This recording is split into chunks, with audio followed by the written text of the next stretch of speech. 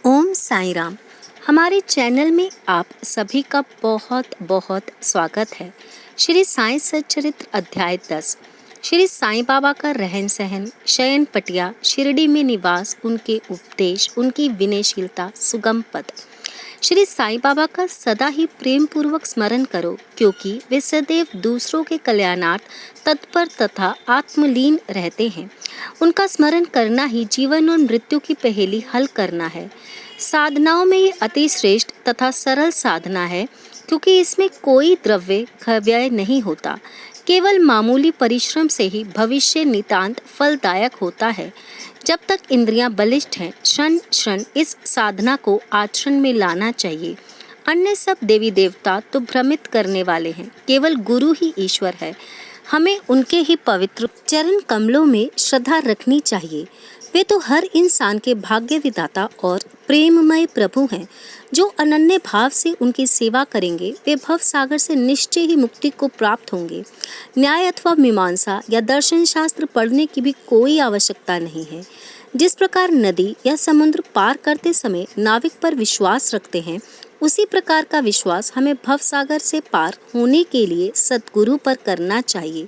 सद्गुरु तो केवल भक्तों की भक्ति भाव की ओर देखकर ही उन्हें ज्ञान और परमानंद की प्राप्ति करा देते हैं। गत अध्याय में बाबा की भिक्षावृत्ति, भक्तों के अनुभव तथा अन्य विषयों का वर्णन किया गया है। अब पाठकगण सुने कि श्री साईं बाबा किस प्रकार रहते, शयन करते और शिक्षा प्रदान करते थे। बाबा का विचित्र बिस्तर। पहले हम ये देखेंगे कि बाबा किस प्रकार शयन करते थे। श्री नाना साहब डेंगले एक 4 हाथ लंबा और एक हथेली चौड़ा लकड़ी का तख्ता श्री साईं बाबा के शयन हेतु लाए। तख्ता कहीं नीचे रख कर उस पर सोते। ऐसा ना कर बाबा ने पुरानी चिंदियों से, मस्जिद की बल्ली से उसे झूले के समान बांधकर उस पर शयन करना प्रारंभ कर दिया। चिंदियों के बिल्कुल पतली और कमजोर होने के कारण लोगों को उसका झूला बनाना एक पहेली सा बन गया। चिंदियां तो केवल तख्ते का भार भी वहन नहीं कर सकती थीं, फिर वे बाबा के शरीर का भार किस प्रकार सहन कर सकेंगी। जिस प्रकार भी हो, यह तो राम ही जाने, परंतु यह तो बाबा की एक लीला थी। जो फटी चिंदियां तख्ते तथा बाबा का भार संभाल रही थी। तख्ते के चारों कोने पर दीपक रात्रि भर जला करते थे। बाबा को तख्ते पर बैठे या शयन करते हुए देखना देवताओं को भी दुर्लभ दृश्य था। सब आश्चर्यचकित थे कि बाबा किस प्रकार तख्ते पर चढ़ते होंगे और किस प्रकार नीचे उतरते होंगे। कौतूहलवश लोग इस रहस्य उद्घाटन के हेतु दृष्टि लगाए रहते थे, परंतु यह समझने में कोई भी सफल ना हो सका और इस रहस्य को जानने के लिए भीड़ उत्तरोत्तर ही बढ़ने लगी। इस कारण बाबा ने एक दिन तख्ता तोड़कर बाहर फेंक दिया। यद्यपि बाबा को अष्ट सिद्धियां प्राप्त थीं, परंतु उन्होंने कभी भी उनका प्रयोग नहीं किया और ना कभी उनकी ऐसी कोई इच्छा ही हुई। वह तो स्वतः ही स्वाभाविक रूप से पूर्णतः प्राप्त होने के कारण उनके पास आ गई थीं। ब्रह्म का सगुण अवतार। भारी दृष्टि से साईं बाबा 3.5 हाथ लंबे एक सामान्य पुरुष थे, फिर भी प्रत्येक के हृदय में वे विराजमान थे। अंदर से वे आसक्ति रहित और स्थिर थे, परंतु बाहर से जन कल्याण के लिए सदैव चिंतित रहते थे। अंदर से वे संपूर्ण रूप से निस्वार्थी थे। भक्तों के निमित्त उनके हृदय में परम शांति विराजमान थी, परंतु बाहर से वे अशांत प्रतीत होते थे। वे अंतस से ब्रह्मज्ञानी, परंतु बाहर से संसार में उलझे हुए दिखलाई पड़ते थे। वे कभी प्रेम दृष्टि से देखते तो कभी पत्थर मारते, कभी गालियां देते और कभी हृदय से लगाते थे। वह गंभीर, शांत और सहनशील थे। वे सदैव दृढ़ और आत्मलीन रहते थे और अपने भक्तों का सदैव उचित ध्यान रखते थे। वे सदा एक आसन पर ही विराजमान रहते थे। वे कभी यात्रा को नहीं निकले। उनका दंड एक छोटी सी लकड़ी था, जिसे वे सदैव अपने पास संभाल कर रखते थे। विचार शून्य होने के कारण वे शांत थे।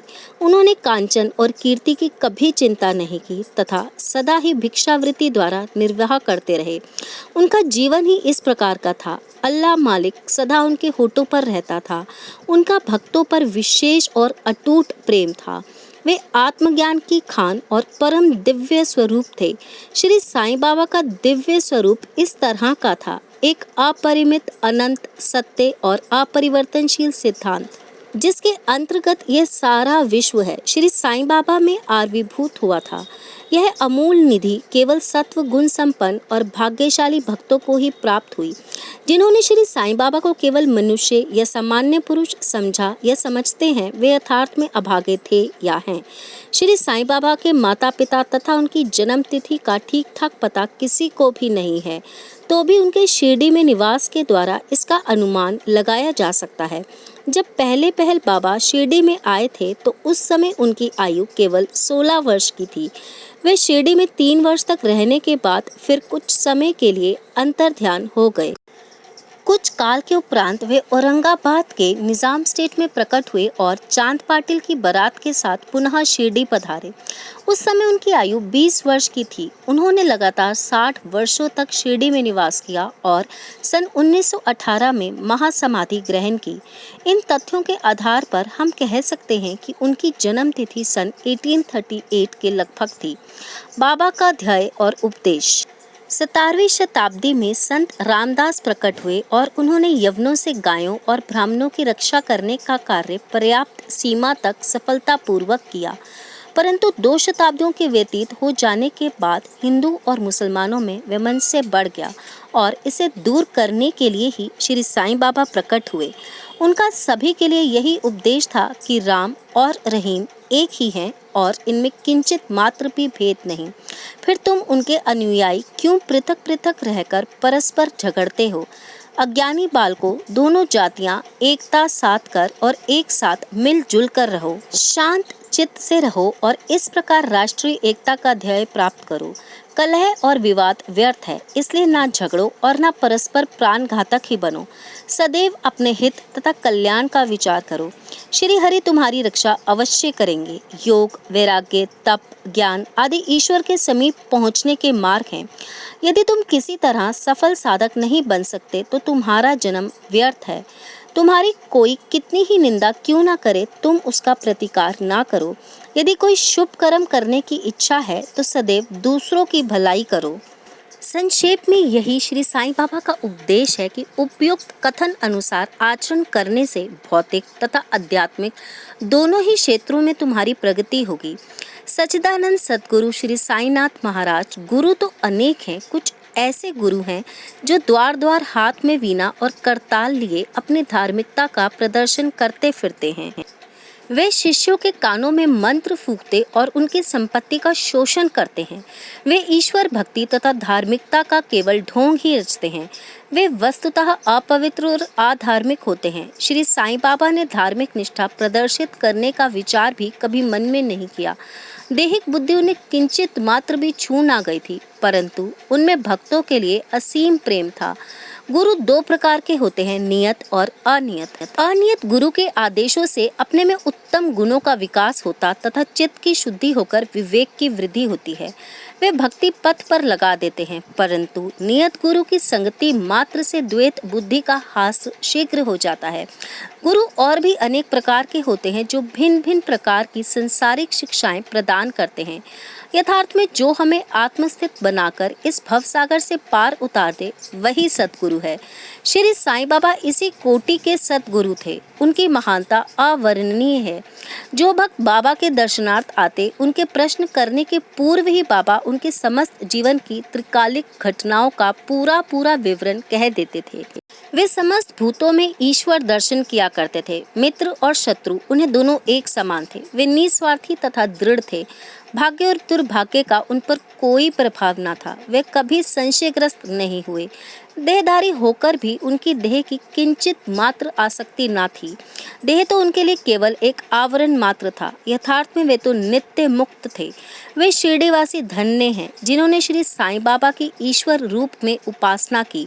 सोते जागते, खाते पीते, वाड़े या खेत तथा घर के अन्य कार्य करते हुए भी वे लोग सदा उनका स्मरण तथा गुणगान करते थे।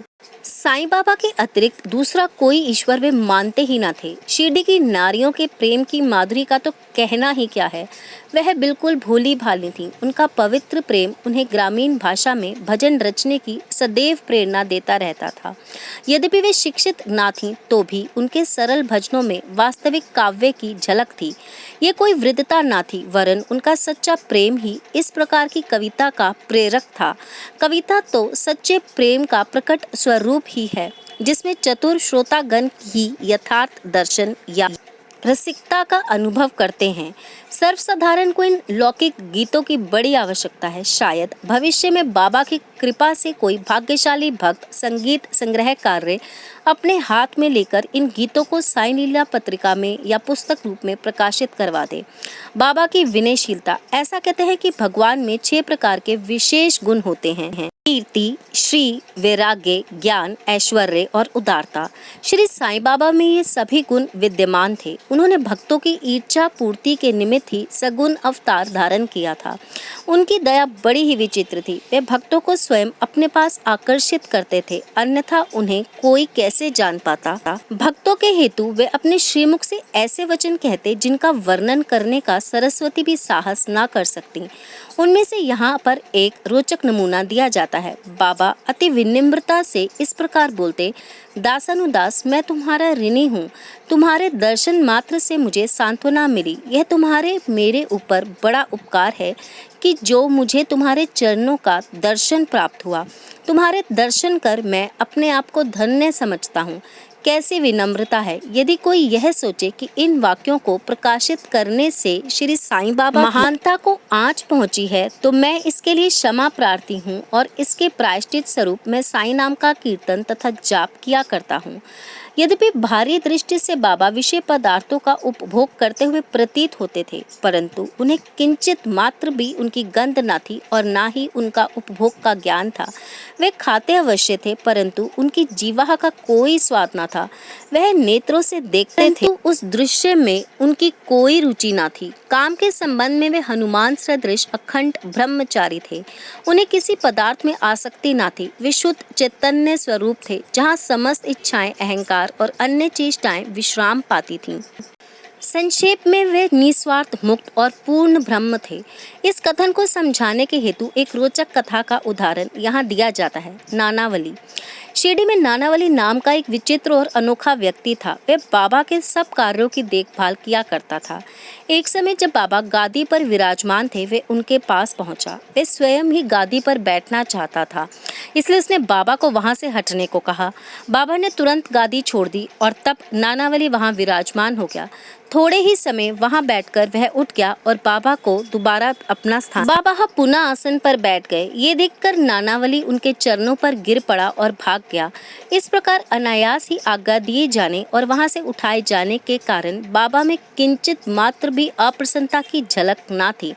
सुगम पथ संतों की कथाओं का श्रवण करना और उनका समागम, यद्यपि बाह्य दृष्टि से श्री साईं बाबा का आचरण सामान्य पुरुषों के सदृश ही था, परंतु उनके कार्यों से उनकी असाधारण बुद्धिमत्ता और चतुराई स्पष्ट ही प्रतीत होती थी।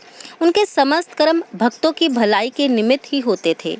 उन्होंने कभी भी अपने भक्तों को किसी आसन या प्राणायाम के नियमों अथवा किसी उपासना का आदेश नहीं दिया और ना ही उनके कानों में कोई मंत्र ही फूका। उनका तो सभी के लिए यही कहना था कि चातुर्य त्याग कर सदैव साईं साईं यही स्मरण करो। इस प्रकार आचरण करने से समस्त बंधन छूट जाएंगे और तुम्हें मुक्ति प्राप्त हो जाएगी।